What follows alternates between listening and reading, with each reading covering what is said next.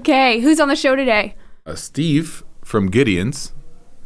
You know, these fantastic, humongous cookies that people sometimes even weigh. They're huge. Well, yesterday I went to pick up a cake. You got a cake yesterday? Not for me. Oh. I'm on a diet. But yesterday I went to pick up a cake, and this thing weighed so much. I don't know what you put in it, but I mean, it was heavy. Well, even just the slices are massive. Yeah. You know, now he has a cookie factory. A legit factory. He's big time. He is a big deal now. He's a big deal. He was a big deal before, though. No, to I be know, fair. but he's really big. Yeah. He has the best cookie in the planet, according to I don't know who. Everybody. There's a story out there that he has the best cookie in the planet. I'm going to find it. Cool. Let's do it. Ready? Let's go.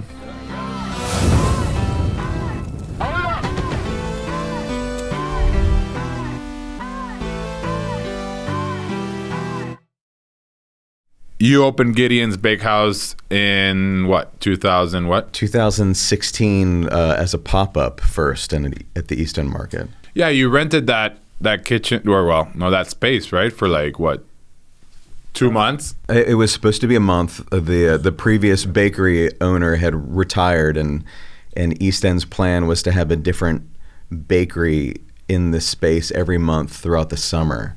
In all honesty, I never meant to open up a bakery. It wasn't something that was necessarily on my radar. I was selling cookies out of my kitchen as like a side hustle for funsies, and I just had a lot of friends and the team over at Farmhouse and some people in East End Market were like pushing me. You should really try this. You should really try this. So you started selling cookies out of your apartment? Yeah, I had a little house in College Park, and I used to own an art gallery in Winter Park called Uberbot. That was my first attempt at small business. Okay. And my chocolate chip cookie recipe was a 15-year journey for me. And when I say me, I mean for me. I was just trying to create a chocolate chip cookie that I wanted to eat, just as my own personal challenge. How can I create the best chocolate chip cookie for me? You know, I don't have the ego to say the best chocolate chip cookie ever, because that's not quantifiable. You have to, you know. I hate when people do that. I see it a lot where you know, we make the best this ever and the best that ever. Food is art. Art is subjective. You know, there's no way to say that. So the goal isn't to try to make the best ever. From my opinion, the goal is to try to make the best that you know how to make. Well, some people walk into the restaurant sometimes. Oh, this is the first time I come. I heard you have the best ribs in this world. And I go, yo, this restaurant actually sucks. So let's bring it down a bit. Yeah, lower those expectations. Yeah, because the expectations are set because their friends told them it was delicious or whatever. And I'm like, it's shit. Yeah. And I think that disengages the conversation. They go like, why is the restaurant owner saying this is shit? Yeah, and I do the same in a more subtle way. Yeah. You know, I invite them to let me know what they think, because it is not for me to say. Sure. Whether it's the best, it's your individual experience. And that's a whole nother subject of what that cookie means to me and what the business as a whole means to me. But I decided to give it a shot and do this little pop-up at East End Market, and I freeze the dough before I bake it. I use real vanilla bean in the cookies, so it's part of the process is letting that vanilla bean really soak into that dough. So I pre-prepped what I thought was 3 weeks worth of sales based on what I thought was possible in talking to the previous people that did little pop-ups there and such, and what the traffic at East End looked like. And I showed up on the first day. I had one employee there, Megan, who, if you know, Megan had worked at every bakery that was ever in that little space. We joked that she came with the space. And by 1 o'clock on the first day, that 3 weeks worth of stock was gone. It's crazy. Yeah, and that's when I realized, oh, this is maybe what I'm supposed to be doing. Right. And I just jumped 100% into it. Yeah. Was that moment? Yeah, the first day was that oh shit moment of this is what the universe wants me to do, and it not just because it was a successful day.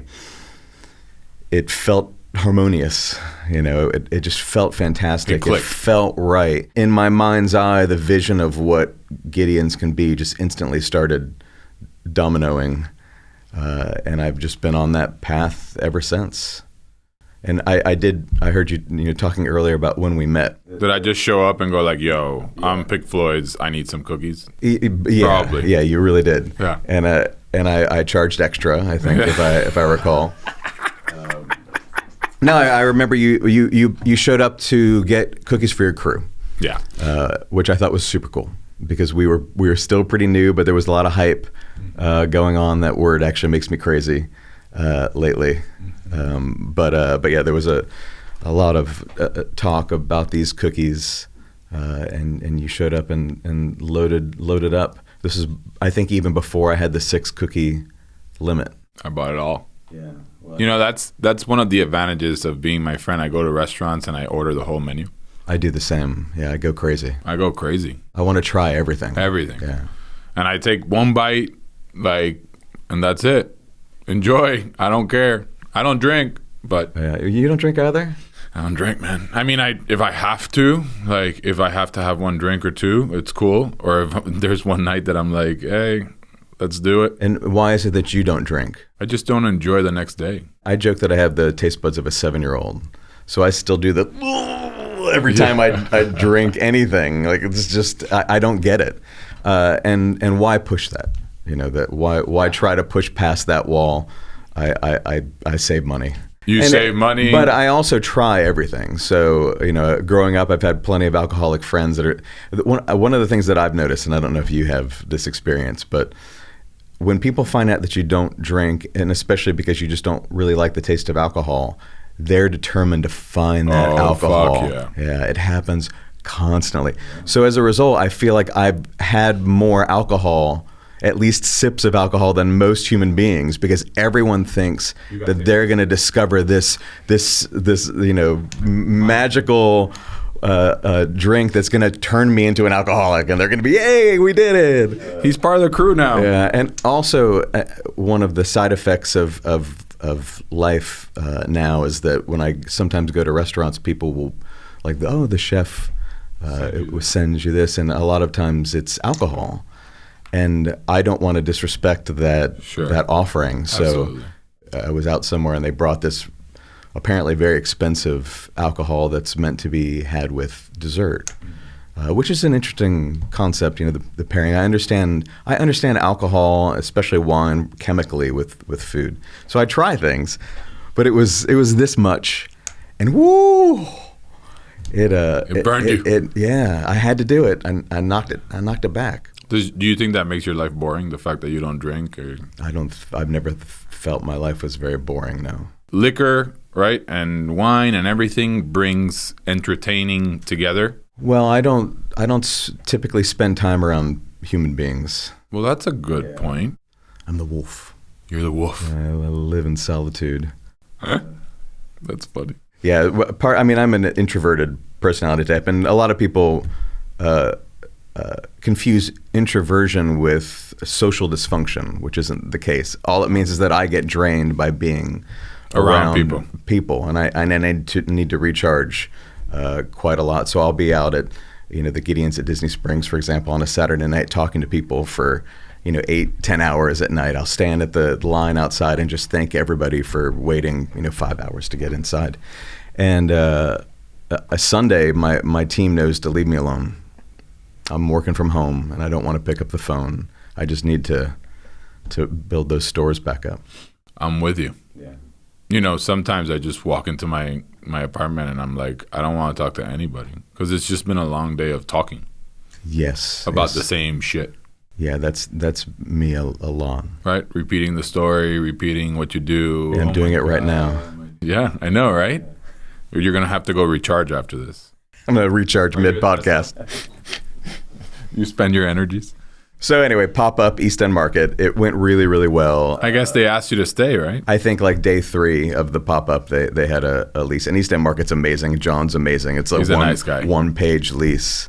It was a really easy choice. And East End Market is just a gem in Central Florida. It's Orlando's first food hall. It was, yeah. And I've often felt guilty for still being there, because I think of East End Market as being a place for people like me to try out ideas. I had $800 in the bank when I opened up Gideons. I was broke as hell. and I had this amazing opportunity. I also knew nothing about the restaurant business. I just made cookies in my kitchen. So I had all of this knowledge of the business owners around me, of all the team at East End. And my lawyer. Yeah, which my lawyer Edward Milgram Ed's my favorite vegan. He is. Yes, he's so funny. Yeah, he's the best. I put stories in my personal Instagram, and people love him. He's a trip. He sent me a photo of a Gideon's Cookie smashed on the road the other day. Did he? And it just broke my heart because his office is across the street. Yeah, it's across the street. Yeah. He's so funny. Yeah. Last time I asked him, "Hey, do you listen to the podcast or do you watch the podcast?" He's like, "No, I fucking watch kung fu movies." Well, do you blame him, really? No, I don't blame him, but can you please watch the podcast? Like, I told him that. Obviously, well, he'll be pleased to watch this one because because he likes you. We can he doesn't like me, but he likes you. No, I love the guy. Actually. I would say don't let him know that, but now he's gonna. I just ruined it. Yeah. So I got lucky. East End Market's an amazing place, and the community there is ridiculous. So, I people congratulate me a lot on the growth of Gideon's, but you and I know that there's no growth without the community. None. And my favorite thing that would happen at East End is people would buy one cookie, leave, and then they're back in line because they took a bite of it at the stoplight and just turned around and came back. And they say, "Oh, no, that was awesome. I have to get one for my friend. I got to get one for my mom. I got to." Yeah, they got to share the wealth. Yeah, that's Gideon's Big House. Like that's how we ended up being where we are. So you say you didn't know anything about the restaurant business.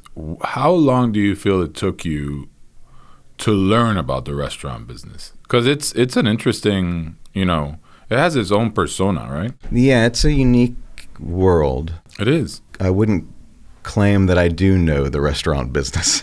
I mean, by now I think you do. You're 5 years into it. I do live in my own little bubble. So how my restaurant business experience relates to others could be a completely different thing. But I'm lucky on so many levels, and that the East End Market experience was very singular. Right. It was just me and a tiny crew. 2 years ago, I had 7-10 employees. Is that what you did? You did that sort of volume with 7 to 10 people? Yeah, I didn't have much for staff. Now there's 140. You have 140 people. Yeah. So wow. So when it comes to like Gideon's at Disney Springs is the real deal. Like that's a giant. It's a giant operation. Step. I have Patrick McKinney as my operations mentor. I call him the Grand Poobah of operations, and Patrick is the first guy that I met out at Disney Springs that really. He was out there, right? Yeah, he was out there. He opened up the Boathouse, T-Rex. Ran Polite Pig. He not only knows that industry, but he knows Disney inside and out. So which is important. What I've learned about the restaurant industry, what I've learned is have a Patrick McKinney on staff. Because he has those decades of experience, and it allowed me to learn. It removed that learning curve, I guess is the best way to put it, because he knows so much. Yeah, so there was no way that I could have jumped from a 286 square foot bakery at East End Market to the world stage on my own steam. I had to bring in people that knew what they were doing. So to get back into it, you opened Disney Springs earlier this year. Yeah, we did a 1 week tour of Christmas. Yeah, I know. Because I'm a dummy, and I'm like, hey, let's open for the week of Christmas and see what happens. Nuts. Yeah. Yeah, it was super fun. Like it was a great learning experience to understand the space and the flow of things.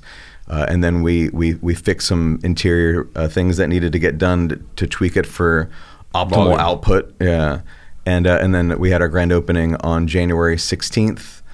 The famous 12-hour wait to get inside was. I still hear. I'm not going to wait 12 hours for a cookie. That was grand opening day. That was an extreme situation. But now it's 5. 5 on the weekends is the average. 2 on the weekdays. As the parks are still a little bit manageable. Right. So we'll see how things are over there when the world starts to open up again. But it's been interesting. We're bouncing all over the place. We've gone from East End to. This is my brain. Well, that's why we have this piece of paper. This was a good idea, right? Because it's organized. Let's refocus. This is why we hire people that know what they're doing. Yeah, because we're just gonna. Yeah, because my brain is like. That's why I ask people, "Can you text me?" Oh, I'm gonna forget. Yeah, I don't pick up the phone. It's got to be a text, and I need that reference too. Yeah, but I erase text messages every day. No. Oh, I do. Yeah. Why? I clean my phone every day because that means that I know that I did whatever is in that text.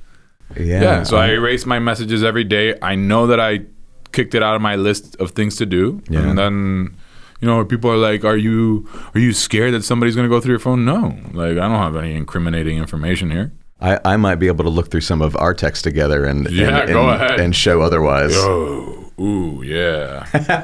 Talking shit. That's my specialty. Listen, you open East End, they tell you, please stay here, right? They give you a lease. You've been there now 5 years. Yeah, we're in our 5th year now. Okay. And then when does Disney approach you, if you can talk about it? I don't know. I mean, I will say it happened much earlier than most people realize. It was a long conversation. It was a 3-year process. Yeah, because you have in those type of situations, you have to kind of dance around. It's the same situation. Well, in my personal history, my dad was bought out by Nestle, and the deal took 3 years. Yeah. It was just like back and forth. Actually, maybe even 4 years because they talked for like 2 years before they bought it. It does. We've been open 3 months out at Disney Springs, and I'm already plotting the next couple of steps, knowing that it's going to take a few years to make it happen. So I'm trying to lay that groundwork earlier because I need that creative outlet. So I don't want to hit a wall and feel like I'm standing still. That's when I start to feel depressed, and I always avoid that. So you're a creative? Yes. You call yourself a creative, because I'm not a creative. I don't want to say that I don't have the brain for business. I can sit and have those accountant conversations, and I'm, as we said before, I'm pretty tactical about how I move my business forward.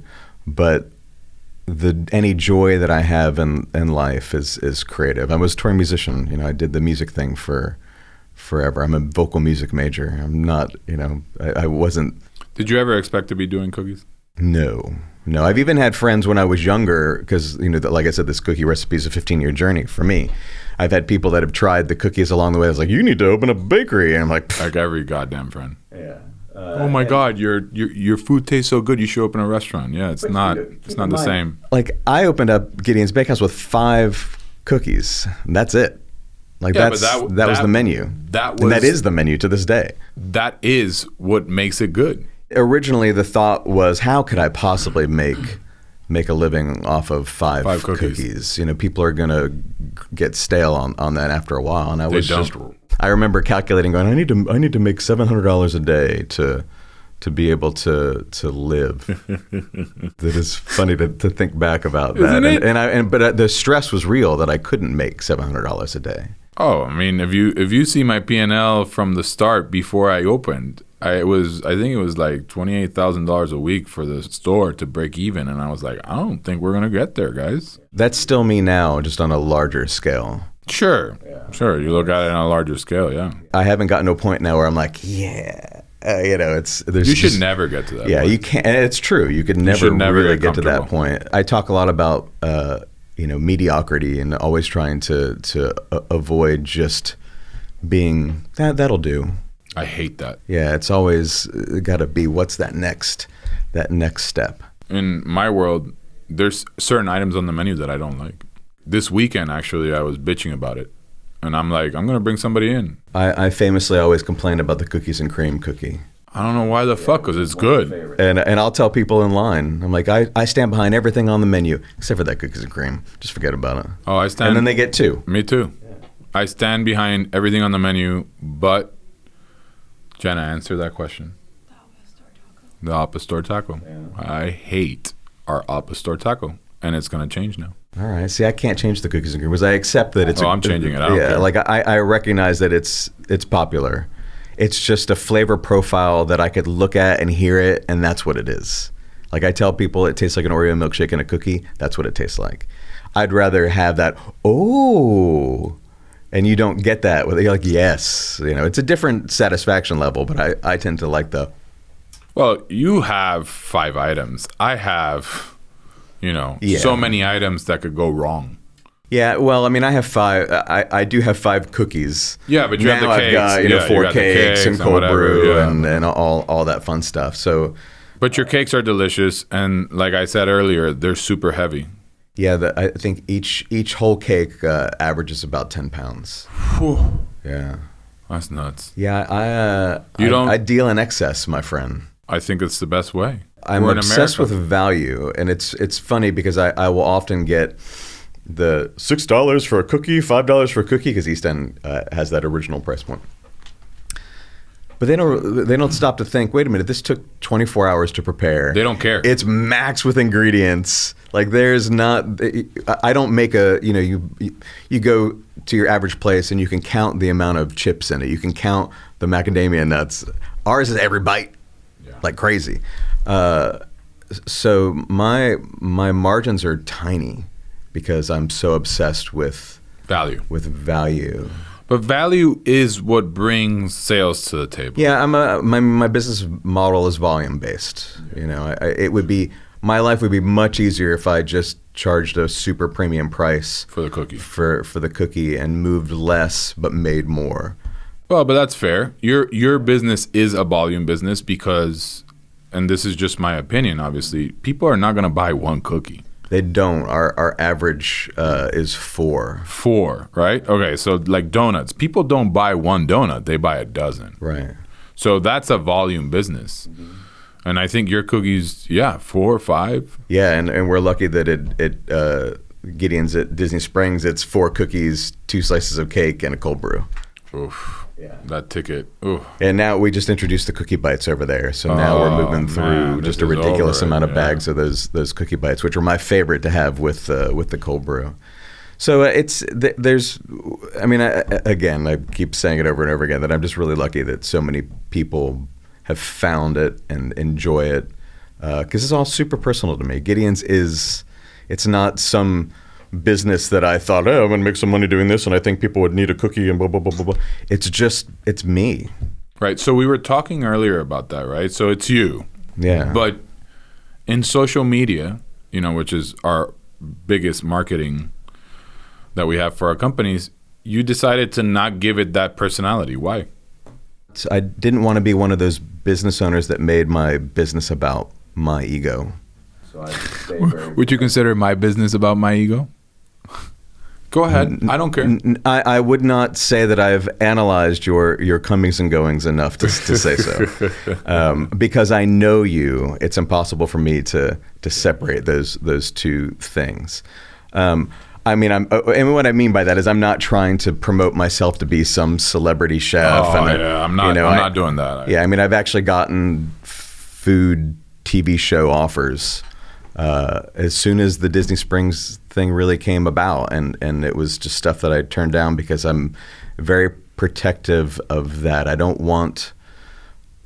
just don't want to feed my own personal ego. I want to do what's best for Gideons. I want to do what's best for the 140 people that work for me and not make decisions based off of me.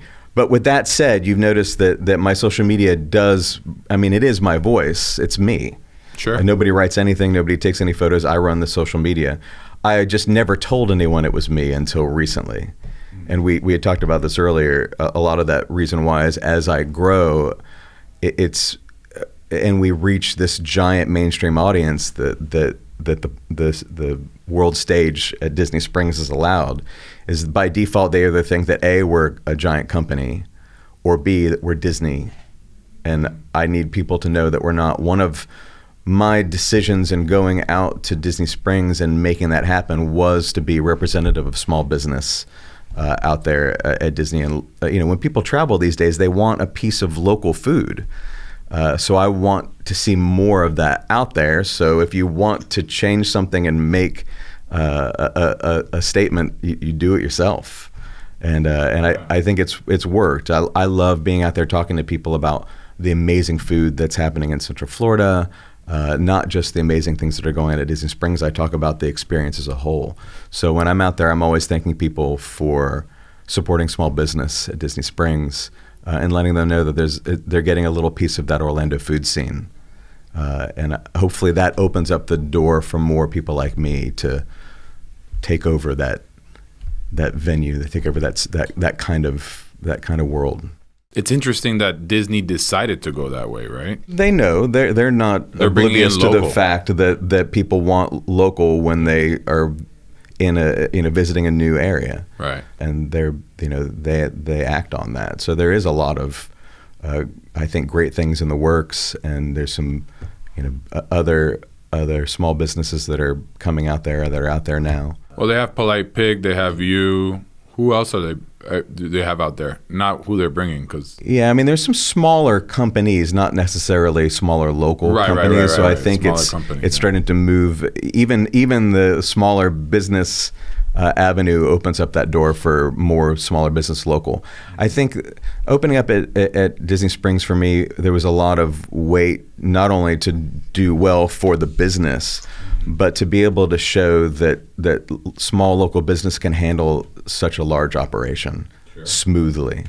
And so far, I think we pulled that off. Let's talk a little bit about operations right now. Sure. I mean, it's not something obviously that's interesting, but people like to hear about it. How tough do you feel this labor market is? It's challenging right now. Yeah. I think there was an article just the other day in the Orlando Sentinel about the difficulties that the restaurants are having hiring people, and I require a giant staff. I don't use any machines. Gideons cookies are made the exact same way today as they were in my kitchen when I was selling cookies by myself. They're completely handmade, scratch made, with no corners cut. So that takes a lot of hands, and a lot of consistent hands, because quality control is always the thing. The biggest thing looming over you is you want to make sure that everybody has the best first experience. So we not only need a lot of people, we need a lot of people that actually care. Right. And that can be challenging sometimes. That's the production kitchen. That's where the bulk of our hands are. I don't have as much of a problem with the shops themselves. Okay. People love working, East End. There's probably a giant line of people that would love to have a spot at East End Market. The staff that's there is super friendly, and the neighborhood is super generous, so their tips are fantastic, and we try to pay a good wage on top of that. Disney Springs, it's so much fun to work out at that shop. That people really enjoy it. So we haven't had a lot of turnover, but a production kitchen is challenging. It is. Yeah. When you scaled, right? Which it took 3 years, so you had time. Right. You're going from 286 square feet to now, like you said, in front of the world. Yeah. How did you do it? And you say now they still make the cookies by hand. Oh yeah, nothing's changed. I did it by hiring an extra 100 people. Right. It was really as simple as that. I scaled up human beings, and got a 4,000 square foot production kitchen, so that we had the space. I've got a walk-in freezer that's the size of a master bedroom, just to try to get ahead of the thousands of cookies a day that we need to make, so that we don't get ourselves in a deficit. We really need to have a surplus of cookies all the time. And because I freeze the dough before I bake it, it allows me that luxury of being able to get ahead. The longer that dough is frozen, the better the flavors are. Is that crazy or what? Yeah. Yeah, I mean, it's just you're letting that stuff marinate. So I don't want to. We used to sell it all the time at East End Market. You remember, it was some days 1, 2 o'clock in the afternoon. Sold boom, out. We're done for the day, because I can't just make more cookies and sell them an hour later. It's all preparation for the next day at a minimum. And back in the early days, I didn't have a production kitchen. I had my 286 square foot space. So naturally, people used to say all the time, why don't you just make more cookies? Like, where am I going to put them? That problem still exists today. Like I still sell out. I just try to only sell out of items that are marked as limited edition items, so that I'm concentrating on bulking up the 5 core cookies that I started with.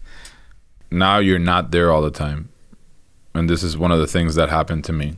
Mm-hmm. You know, when I went to my second store, people were like, "Oh, well, you can't be 2 places at the same time, or you can't build more because you can't be there and you can't control." How do you do quality control? Obviously, you have great staff, right? Right. You start by that, but at the same time, you're making each cookie by hand. Right. So is there a recipe in terms of this is how many chocolate chips we're going to put in that cookie or not? No.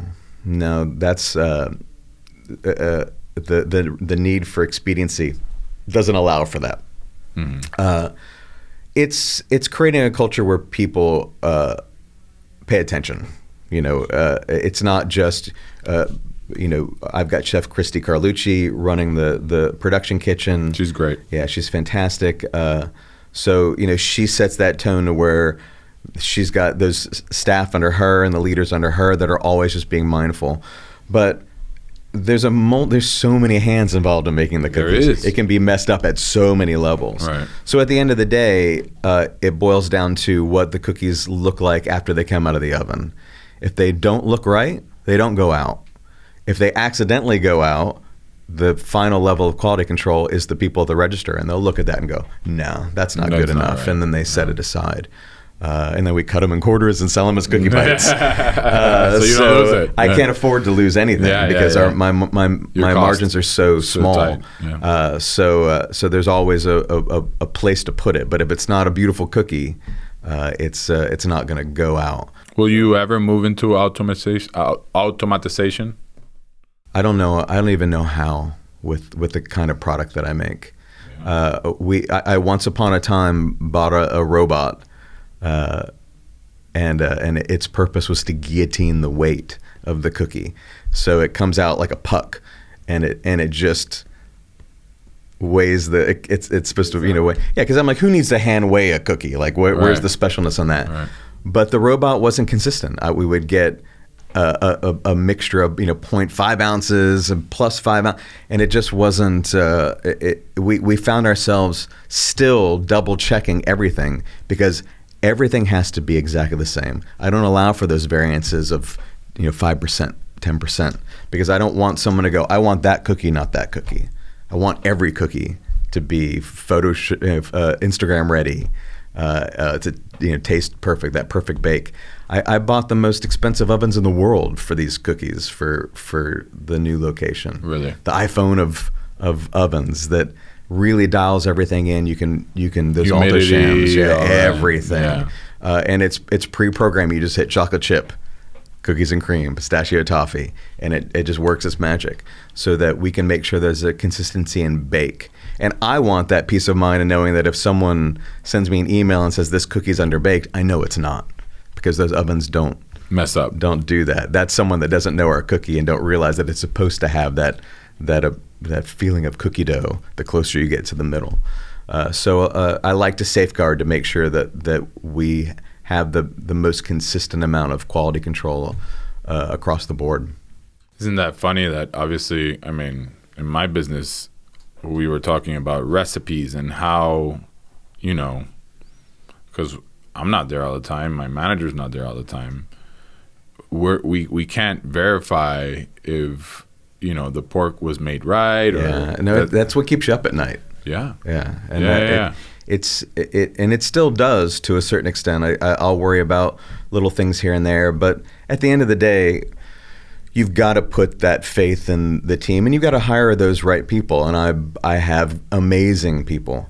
I have faith in my team. The issue is just this thing that as a business owner, and I don't know if you go through it, right, is the fact that people go, oh, well, it used to be so good when it was at East End. And now, they grew and they start talking shit about that. And for me, that's like a dig, right? Because people like to say that, oh, well, when they grew, they changed. And it's not necessarily that at all. I heard that when I was just a year old. I haven't heard it much since, to be honest with you. But I also avoid things on social media that would caused that little vein in my forehead to pop out, because everything is very personal to me. So I stopped reading the Yelp reviews. And Oh, did you? Oh yeah, I stopped. I love the Yelp reviews. Man, somebody, I remember the when we were a pop-up, I read the Yelp reviews every night until someone wrote like a 5-paragraph essay about their experience at Gideon's. And 4 paragraphs were great, talking about the cookies, and then 1 paragraph was about my physical appearance and how they were horrified that someone that looked like me worked in a place like that. And she said that I had that I was buying, like, she said, this tall, skinny guy, maybe not anymore, with long, greasy hair, and I was like, greasy? I wanted to respond with my like Bumble and Bumble routine, and but I don't respond. I leave it be. I don't have that problem. Yeah, that's a luxury. I actually envy people that have beautiful skulls. You've got a good shaped head. I do not. I need the hair to hide the mouth shape and skull that I have. I don't know what to tell you. I've cut myself recently, so I see that. yeah. Still looks good. Thanks, man. Appreciate it. That's so nice. I'm gonna bring you in all the time so I can feel good. I'm here to compliment. To compliment. I'm happy to do it. Yeah. That's good. Yeah.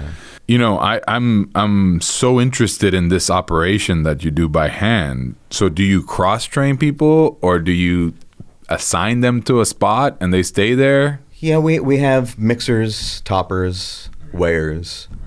Some of it fluctuates. Some of it requires more than others. Like we have a lot of bakers with degrees on staff that are making cakes and doing the more complicated visual things, but it's not. Did you prepare that cake room with a certain temperature? Because I saw another company that does cakes that they did a cake room with a certain temperature and humidity, which I thought was nuts. Yeah, but it's so cool. No. Now that you've mentioned that, I want that. Now I need that. Yeah, thanks for that. Yeah. They spent a ton of money in the facility, but when I walked in and I go, they tell me that's the cake room, and I'm like, what? No, that's awesome. We are all in one giant room together. Yeah, there's a little 30 square foot office up front that we're all like crammed into. We joke that we need to build up. Because one of the challenges that I've had is that everything that I've done, I've immediately outgrown. So I had a 2,000 square foot warehouse in Altamont.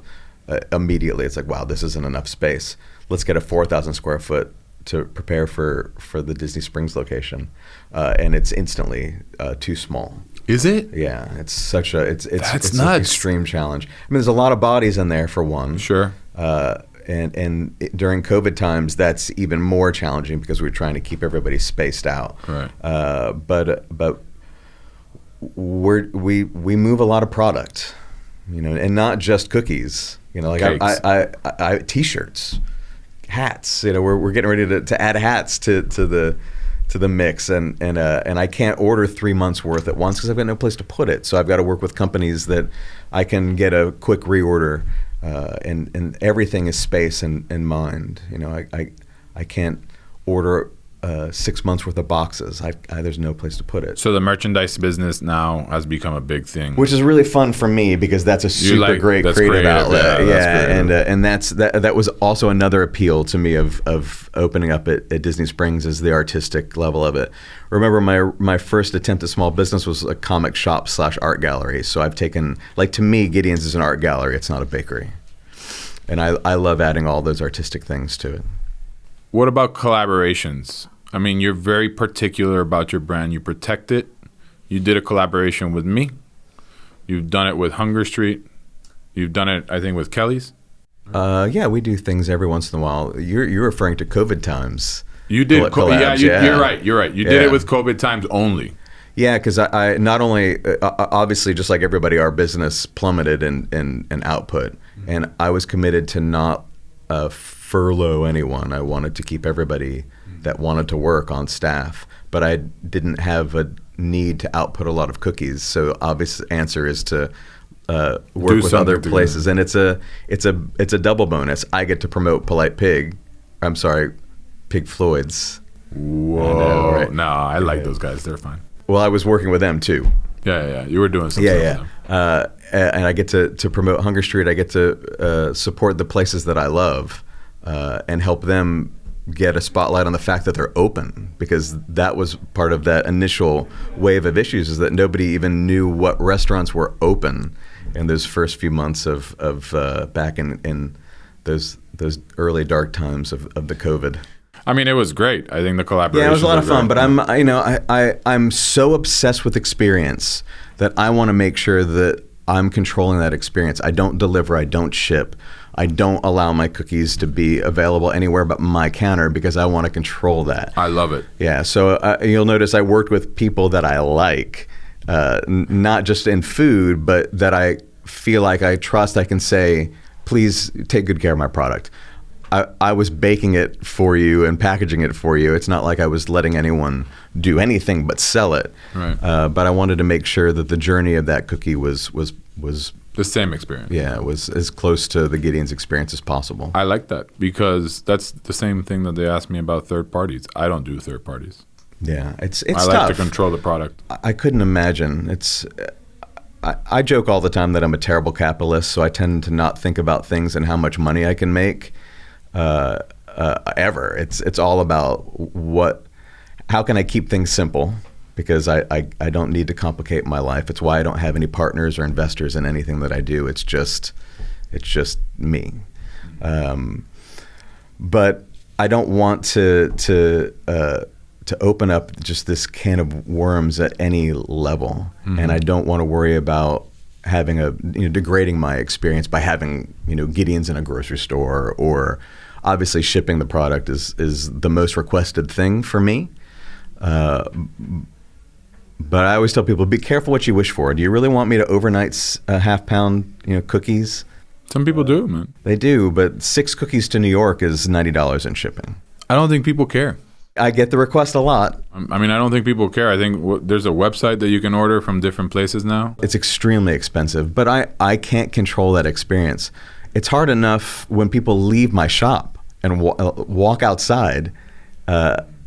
Now they've gone from a cold atmosphere to a hot environment, and the cookies start to sweat. Then they go back into a cool environment, and now there's condensation on the top of that cookie, and what's going to happen? It's going to bloom. And then they email me and they say, now this chocolate chips have little white on them. Are they safe to eat? It's like, yes, that's just humidity.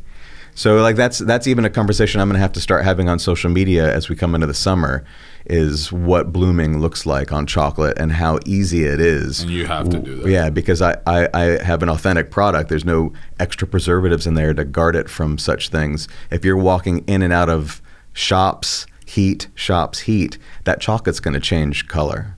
And it doesn't affect the flavor.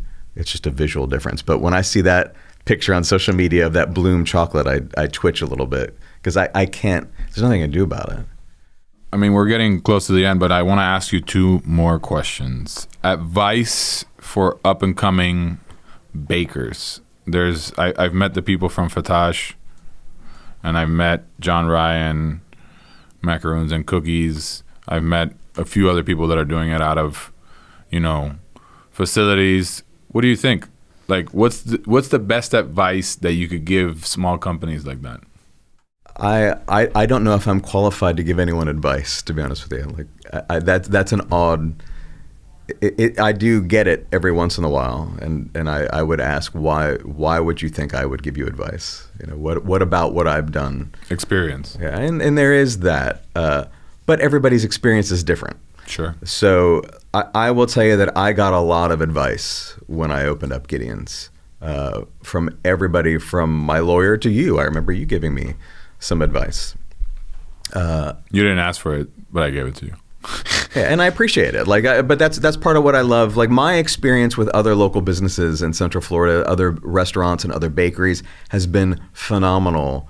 We talk to each other, we respect each other, we love each other, and I love that. I'm not a competitive spirit at all. I want to support my local peeps, yeah, and I adore that. And there might be other experiences out there with people, they just aren't drawn to me. So that's great. So I'm very appreciative of a lot of the advice that I got.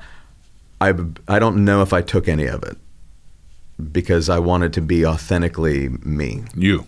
Yeah, That's fair. What decision represents who I am as a person? What is the right thing to do? And that's something that my leadership team asks constantly: is what is the right thing to do? It's not always the easiest choice. It's not always the most financially beneficial choice. Yeah.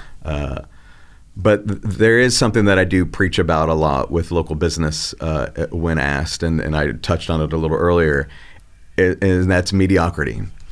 Is what you're putting out there in the community the best that you know how to do? Are you really passionate about your product? Or do you think this will do? And if it's that, keep going. Because I love eating out. There's a lot of mediocre food out there. I adore experiences in food that are all the way over here. You know, you get those just amazing dining experiences. I can remember all of those moments in my head where I went to just this amazing place. You know, Kabuki Sushi, for example. The very first time I went there, the guy that served us was so knowledgeable and just in sync with our tastes, and it was the most memorable experience. I think about it often. Fantastic. I love that. I weirdly equally love the absolutely terrible stuff. I'm like, oh my God, that was awful. And it's just fun. You know, I never get mad about it. But the middle ground annoys me. Like that, this is just, you're not even trying. You know, if you're, I'd rather you try and just whiff it big time than to just Not give in the me middle. like a Cisco chicken strips, you know, with a Cisco honey mustard. Yeah. Yeah. You know, give me you. Let me see who you are. And I'm not a fan. This is a world that I'm in now is rating. When at East End Market, I'd never had anyone rate anything that I ever did. They either enjoyed it and came back, or they preferred crispy cookies and not their thing. Great. Now everything is, you know, this is a 5. This is an 8. It's like, it's so individual for each person. What I want you to recognize is that I'm giving you the best that I know how to do. Whether you like it or not, that's your personal preference, and I respect that. But this whole attitude, and this is that culture that we're in with social media of everything has to be reviewed.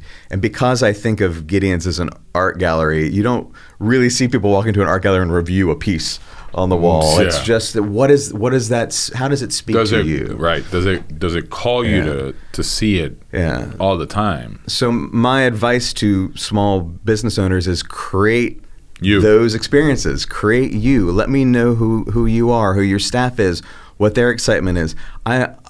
The core menu of Gideons is me, but because I'm obsessed with experience, it's not just my experience. I'm obsessed with the guest experience, of course. I'm obsessed with my internal experience. So a lot of the limited edition items that you see, a cake slice that might only be available for one day, is someone on my staff that's like, ooh, can we do this?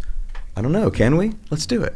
Let's see what people think about it. But that's great advice. Yeah. What you just said is great advice. Do you. But a lot of people don't think that the you is enough, right? To bring in people to visit their restaurant, or, I mean, that's what I've seen in the business. I can give you that perspective from a creative brain. You know, for those who are more investment based and financial based and have that type of brain, their motivations and that expression of who they are might be that Cisco,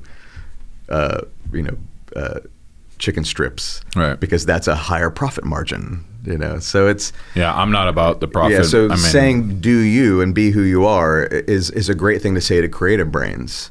It might elicit another avenue that's opposite of what I would go in for someone that's more financial based, you know. So it's you know.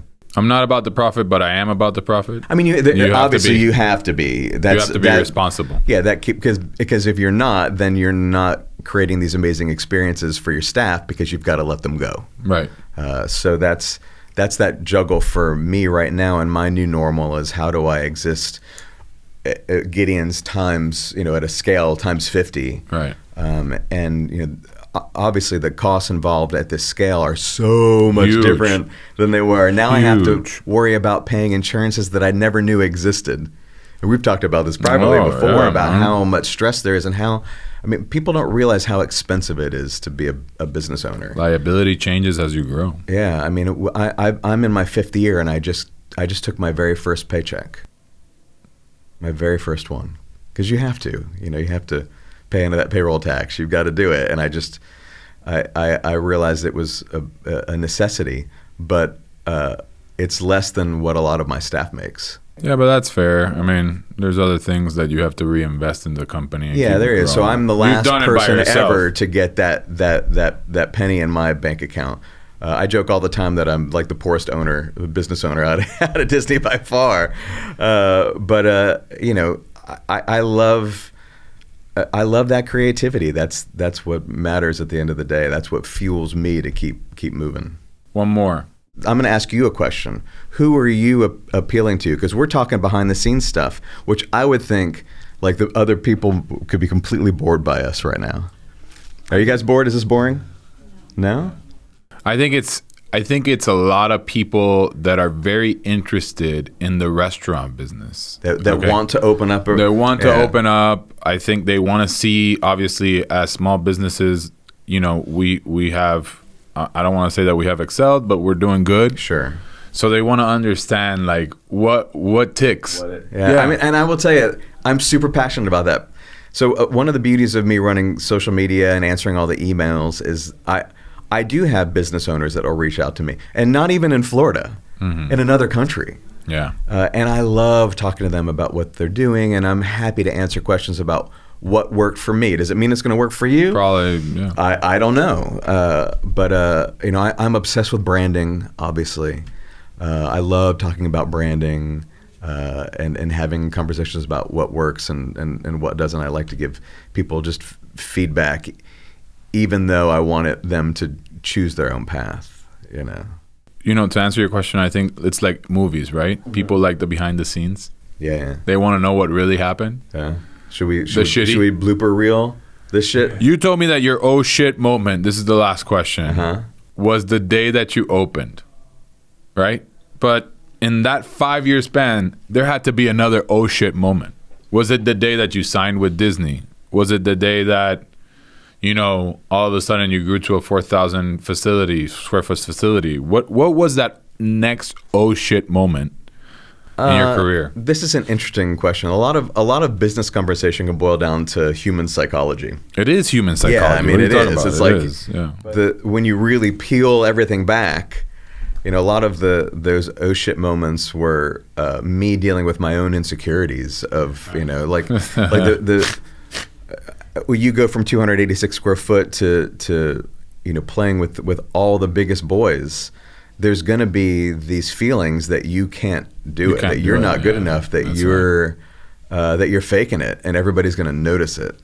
And that's how crazy. Right? That's and I think that's a part of the human condition. We all feel those things. That's why Maureen, my psychologist, makes so much money with me. Yeah, because I go to her every week. Yeah, because there's all these insecurities that we have. Yeah, you sent me her information because I need to jump on that train, but I'm terrible at taking care of myself. Like I'm always the last. I take good care of myself. I mean, and you should. Like, people ask me, going back to business advice, like what's the most important tool to sharpen you? Yeah. I often say that emotional maturity is the most important thing you can have as a business owner. It's important, man. Yeah, and I hire for emotional maturity. There's days that I want to walk in there and just go apeshit, and my emotional maturity goes, please step out of the restaurant. So I had to do something in my growth with Disney that really benefited the growth but minimized the experience, and that was normalize everything. Right. So I remember having my very first meeting with Disney really nervous, and nerves is not a common thing for me. I'm chilled to a fault. Right.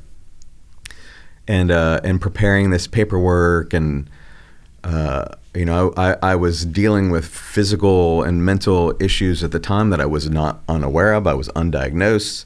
So I had just this extra layers of brain fog and not wanting to blow this, because going out to Disney is something as a small business owner. at first I was a bit resistant to, because I thought East End Market's all I need, and it is. It's enough to keep me balanced and happy for a lifetime, except for the fact that I get depressed if I'm not being creative. Yeah. And there was just so much opportunity there, and I was dating somebody at the time that wanted big things, and I wanted to supply these big things, and I had to get serious. Like, okay, I've got to supply for my people, and that first step was a lot of weight, and especially in a time that I was mentally minimized. And that there was a part of me that knew it, that I wasn't capable of having intelligent conversation and completing sentences and keeping my thoughts together. So I was really worried that I was going to blow it. I'm going to say something that I don't know if you're going to like that I say, but I remember that you were going through something. Yeah. And I sent you a message and I said, hey man, if you ever want to sell Gideons, I'll buy it. Yeah, I remember that.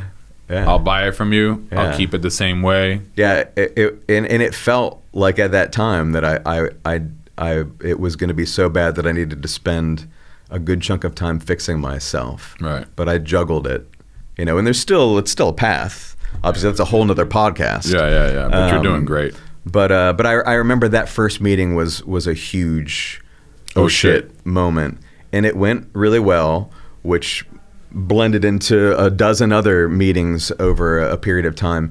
But that oh shit moment didn't come again, because after that meeting happened, I normalized that. That's just a normal part of my day. Sure. Now I've got to, have a meeting with the president.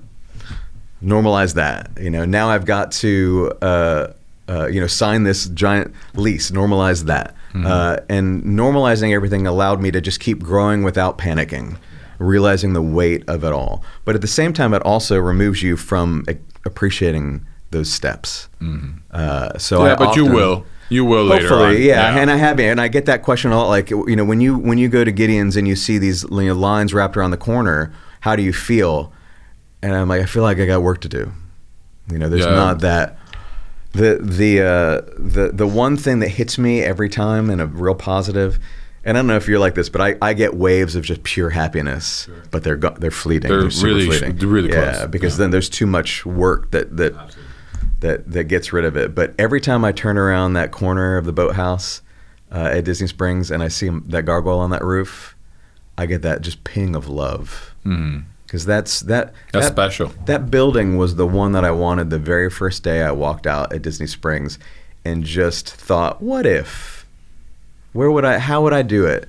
And I pushed to get exactly what I wanted, and it took longer.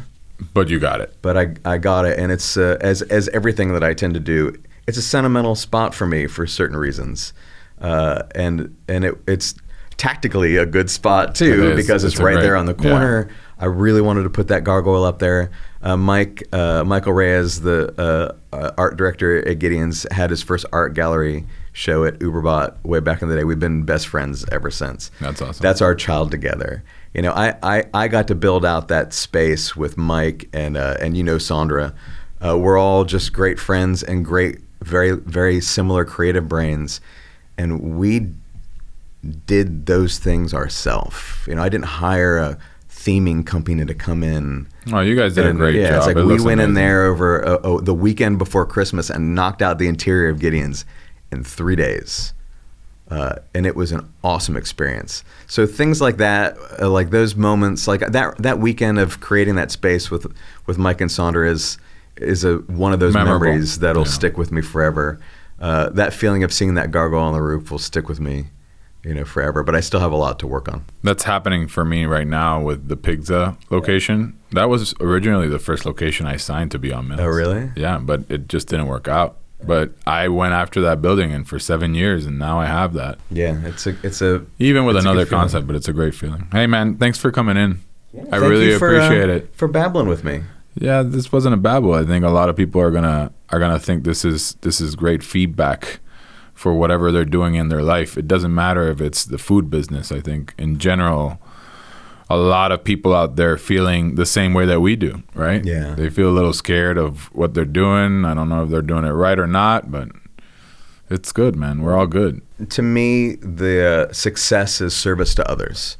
So in that vein, if there's anybody that is listening to this that wants to to reach out and ask questions and talk about business, I'm super accessible. Super. Yeah. You answer text. Yeah, I do. For someone that lives in the shadows and doesn't really get out into social situations or thrive on such things, I do really enjoy getting to know other people and talking to people and just learning about their life's experiences. And I think that's part of the beauty of being alive is learning about those experiences from others and learning from other people's mistakes. Can streamline your forward momentum. I've made so many. Yeah. Thanks, Steve. Appreciate it. Thank you, my friend.